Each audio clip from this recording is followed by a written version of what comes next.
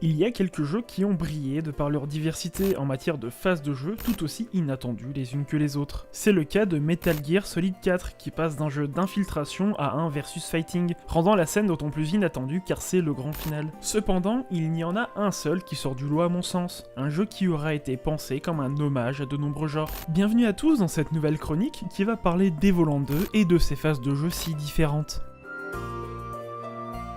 Evoland 2 est tout d'abord le fruit d'un studio indépendant bordelais, baptisé Shiro Games, dont la première production est bien entendu Evoland premier du nom. Si le titre est plutôt intéressant et garde le même aspect hommage à l'histoire du jeu vidéo, et du RPG en particulier, les phases de jeu sont mal équilibrées et les références un peu trop voyantes. Le jeu est en plus assez court et ne propose que quelques phases de jeu différentes, alternant surtout entre du vieux RPG à papa avec des mobs tous les pas, et le Zelda-like qui est la phase la plus travaillée. On y retrouve le méchant en tant que grande référence à Sephiroth, d'autant qu'il tue notre coéquipière, et toute une flopée d'avancées technologiques retraçant au fur et à mesure du temps de jeu l'histoire des RPG jusqu'à ce fameux Final Fantasy VII. Vous l'aurez compris, Evoland est un jeu à faire, mais une seule fois malheureusement, si vous voulez mon avis, et il n'est pas grand chose face au deuxième opus. Ensuite, le studio s'attaque à Evoland 2, un jeu avec la même volonté qu'Evoland premier du nom, mais qui veut élargir l'hommage aux jeux vidéo en général. Et enfin, les Bordelais ont aussi développé un STR nommé Northgard, remaniant les codes du genre à la sauce viking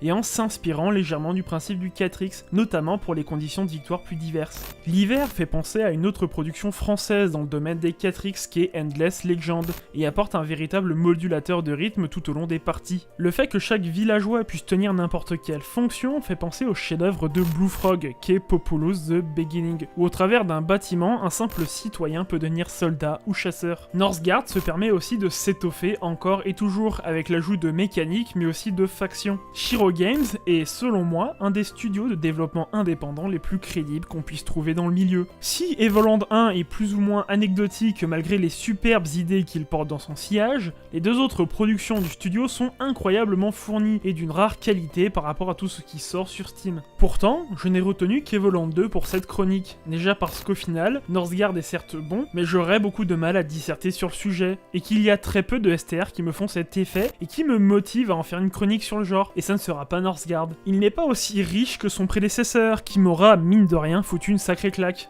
Pourquoi ? Eh bien, c'est le sujet de cette vidéo. Mais tout d'abord, présentation.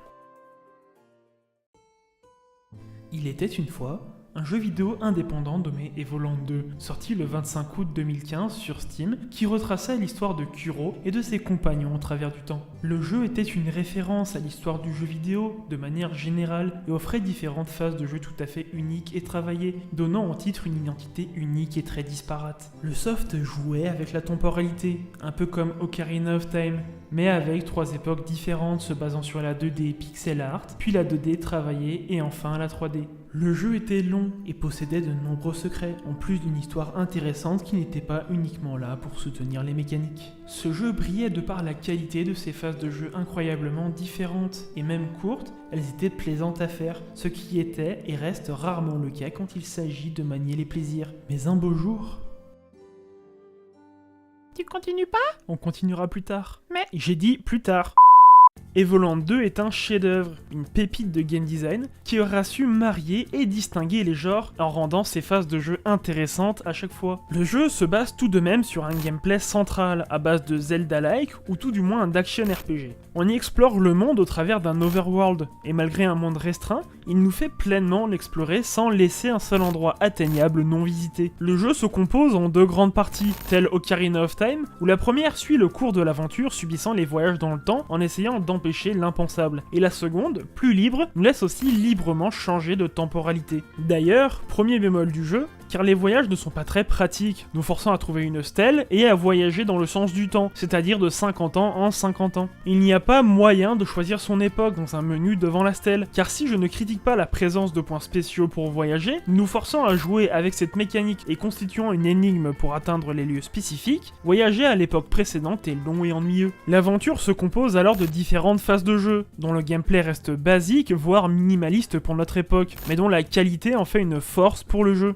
On y y retrouve alors différentes phases de plateforme, du tactical, du shooter, du versus fighting et même du JRPG. Ces phases sont spécifiques à un passage dans l'histoire, car le reste est fait en action RPG, tout ce qu'il y a de plus banal, mais qui fonctionne aussi très bien. Les passages de l'histoire usant de ce gameplay utilisent aussi d'autres mécaniques plus environnementales, telles la forêt hors du temps, n'introduisant pas un genre à part entière, mais une réelle évolution dans son gameplay central. La première phase de jeu qui change de gameplay est une phase d'infiltration, faisant référence à Metal Gear Solid avec son carton, technique qui, au désarroi de notre coéquipière, fonctionne très bien. Cette phase en 2D, pourtant pas le mode de représentation le plus populaire pour le genre, fonctionne très bien puisqu'elle est claire avec notamment les zones d'ombre, et parle à l'instinct des joueurs du genre. Les phases de plateforme sont soit des phases un peu en mode Metroidvania, ou en simple platformer, ne révolutionnant pas le genre, mais pouvant capter votre attention si vous aimez le style. La phase de JRPG, là, moins réussie selon moi car elle reprend les défauts du type je marche, je combat, nuisant grandement au rythme du jeu, même si la référence à Chrono Trigger me fait extrêmement plaisir. A contrario, la phase de tactical est mon petit péché mignon, et elle prouve la maîtrise des gameplays proposés de la part du studio. Cette phase va vraiment mettre en avant vos compagnons, et aussi la croissance de la difficulté comme l'aspect tactique des batailles. Ce passage se présente sous la forme d'une campagne, avec pas mal de combats plutôt courts pour le genre, et va nous faire gagner des points nous permettant d'acheter des unités à la fin et au début de chaque nouvel affrontement. Le système est encore une fois assez classique, mais propose au final une réelle profondeur, en plus d'un humour mettant en avant les clichés du genre, comme dans toutes les autres phases d'ailleurs. Si vous y avez déjà joué, ou avec ma description des phases de jeu, vous voyez qu'il n'y a pas de quoi casser trois pattes à un canard, et que c'est même plutôt lambda. Si ces phases sont si réussies à mon sens, malgré leur aspect minimaliste, c'est qu'elles sont assez courtes pour en faire le tour, et ne pas avoir à s'ennuyer. Pendant ces passages de l'aventure, on éprouve le gameplay simple au maximum, et au moment où les mécaniques commencent à nous lasser, le jeu termine l'épisode et en entame un autre. De plus, la transition, si elle ne se fait pas avec une autre phase directement, renvoie à l'action RPG, un style qui je trouve est passe-partout. Et c'est là tout le génie du jeu, car il sait faire ce qu'il doit faire, c'est-à-dire renouveler ses mécaniques quand il n'en propose plus, ou qu'elles sont éprouvées, et enchaîne parfois sur des phases qui fracturent avec la précédente. La phase de tactical qui donne sur une phase de rythme telle guitare et DJ Hero est d'un what the fuck, alors que la transition marche réellement, d'autant que ce n'est pas le genre qu'on aurait attendu dans un hommage aux jeux vidéo. Les phases s'usent vite, mais elles se renouvellent vite également, proposant un réel rythme à l'aventure et un réel intérêt à y retourner. De plus, et c'est pour ça que je n'ai pas entièrement spoilé l'aventure, l'autre gros point fort du jeu est la découverte. On ne sait jamais réellement quel type de jeu le titre va pouvoir ajouter à son sillage, et c'est une aventure à voir, à faire et à refaire, car il y aura au moins une phase qui vous aura accroché jusqu'au bout. Et même si certaines perdent un peu d'intérêt une fois faites, rien n'empêche de refaire le jeu jusqu'à cette phase que vous avez appréciée. La force d'Evoland 2, c'est d'en avoir pour tous les goûts et de maîtriser l'usure des mécaniques. En plus de faire largement référence aux jeux vidéo, avec un ton parodique très sympathique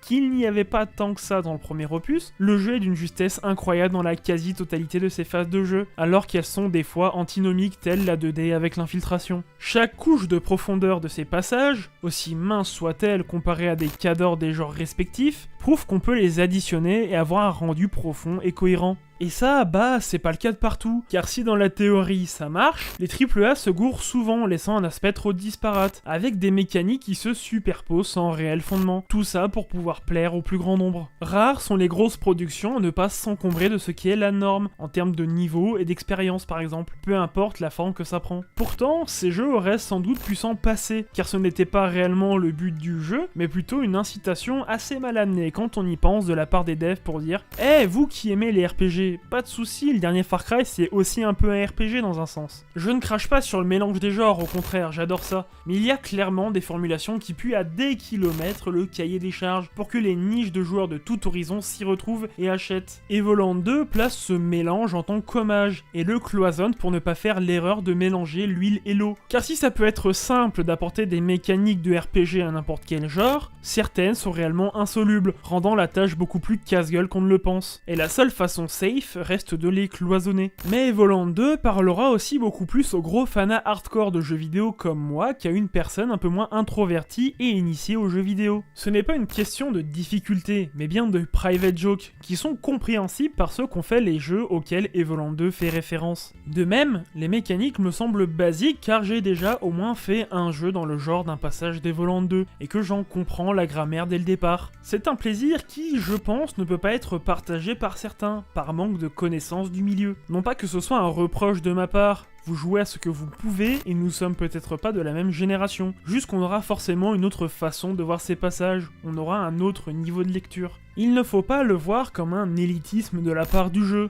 mais plutôt comme une réelle volonté de rendre hommage, de parodier et de trouver un public qui se sera retrouvé dans ses private jokes. Petit détour également sur la direction artistique du jeu, car si vous vous souvenez bien dans la vidéo sur Cuphead, on disait qu'Evoland 2 avait un véritable intérêt dans sa direction artistique. Déjà, elle joue très bien sur la temporalité, nous permettant de repérer en un clin d'œil l'époque que l'on visite actuellement, faisant écho au Link enfant ou adulte dans Ocarina of Time. Et même si on peut dire qu'il n'y a pas réellement de direction artistique, car le jeu reprend simplement des styles qui étaient en vogue à une époque, il n'en est rien car, à mon sens, elle est utilitaire et porteuse de sens. Les couleurs choisies servent l'élaboration de l'univers, un tout assez chatoyant avec des couleurs vives, édulcorant un peu l'histoire, aussi grave et porteuse de sens soit-elle. Cette DA, en plus de retracer d'une autre manière encore l'histoire du jeu vidéo, nous explique que le jeu a été pensé pour être un hommage, et que sans ces œuvres que le jeu aime parodier mais aussi aduler, Evoland 2 ne serait rien de plus qu'un jeu qui pourrait facilement paraître plat. De plus, le tout est incroyablement porteur de sens. L'époque 2D évoque un peu la candeur et un univers calme malgré la guerre qui se profile, alors que le détail de la deuxième époque 2D évoque plutôt un univers plus ardu, rongé par de nombreux maux suite à cette guerre et des représailles. Arrive la 3D qui se pose en univers clairement plus dur, où le commerce a repris les droits de dirigeance et où respirer l'air est aussi malfaisant que le miasme et bénéfique pour les marchands. Et je vous laisse en découvrir une dernière qui est là en réel paradoxe temporel.